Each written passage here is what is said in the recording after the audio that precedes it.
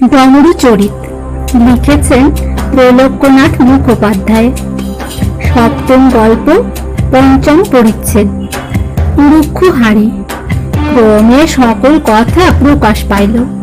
পিতার অগোচরে কালিকা ঘর হইতে পলায়ন করিবেন, স্বামীর সহিত এইরূপ পরামর্শ করিয়াছিলেন।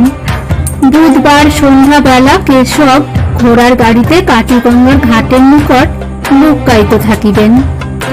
একটু অন্ধকার হইলে কালিকা ভুলুকে সঙ্গে লইয়া সেই স্থানে গমন করিবেন।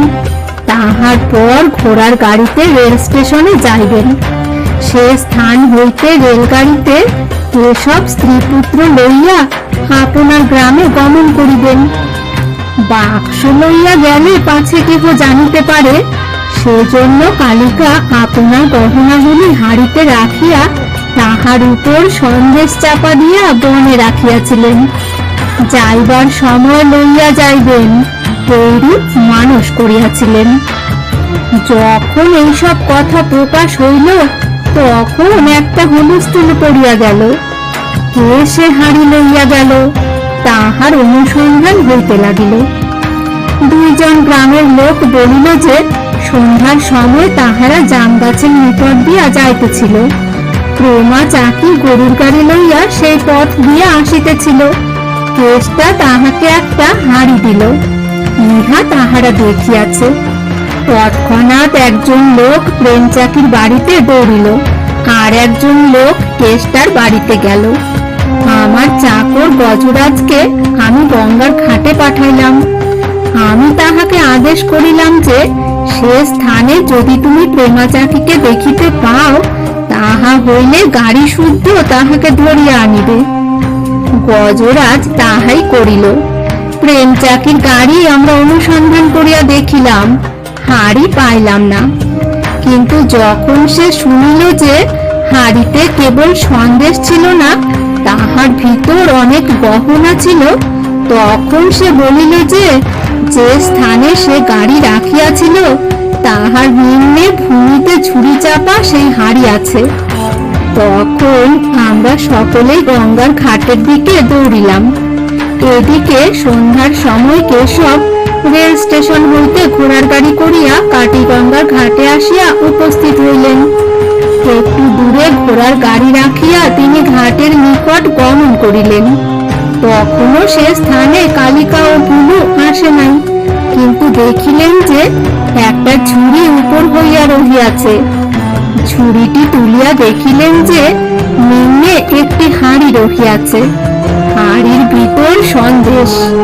কেশব মনে করিলেন যে গাড়িতে ভুলু খাইবে, সেই জন্য কালিকা এই সন্দেশগুলি কাহারো হাতে গোপনে পাঠাইয়া দিয়াছেন। হাড়িটা কোলে লইয়া তিনি কালিকা ও ভুলুর জন্য অপেক্ষা করিতে লাগিলেন। অল্পক্ষণ পরে কেশব দেখিলেন যে কিছু দূরে অনেক লোক ঘাটের দিকে আসিতেছে। ব্যাপারটা কি জানিবার নিমিত্ত তিনি অন্য পথে দ্রুত বেগে ঢাক মহাশয়ের বাড়ির দিকে গমন করিলেন। সে স্থানে উপস্থিত হইয়া কাহাকেও দেখিতে পাইলেন না। গোয়ালের কোণে হাড়িটি রাখিয়া তিনি গোয়ালের পশ্চাতে লুকাইয়া রহিলেন। সকলে গঙ্গার ঘাটে গিয়া গাড়ি দেখিতে পাইল, কিন্তু ঝুড়ি তুলিয়া দেখিল যে তাহার নিম্নে হাড়ি নাই। হতাশ হইয়া সকলে ঢাক মহাশয়ের বাড়িতে ফিরিয়া আসিল। ক্রমে বিলক্ষণ একটা জনতা হইয়াছিল। কালিকাও সকলের সঙ্গে ঘাটে গিয়াছিলেন। ফিরিয়া আসিবার সময় তিনি একটু পশ্চাতে পড়িয়াছিলেন।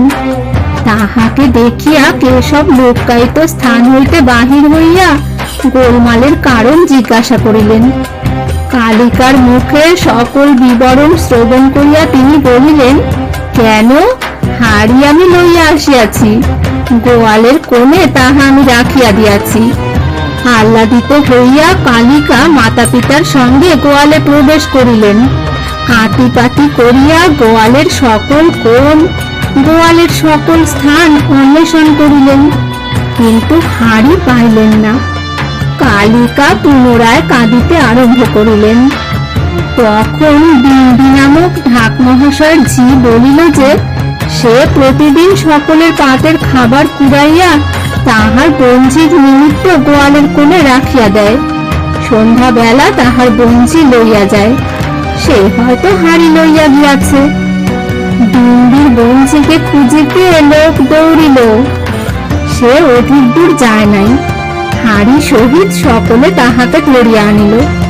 ব্যস্ত হইয়া কালিকা হাড়ি খুলিয়া দেখিলেন, হরি হরি, তিনি দেখিলেন যে সন্দেশের নিচে তিনি যেভাবে গহনাগুলি সাজাইয়া রাখিয়াছিলেন সেই রূপ আছে। হাড়ি লইয়া আনন্দে তিনি মাতা ও ভুলের সহিত দোতলায় আপনার ঘরে গমন করিলেন।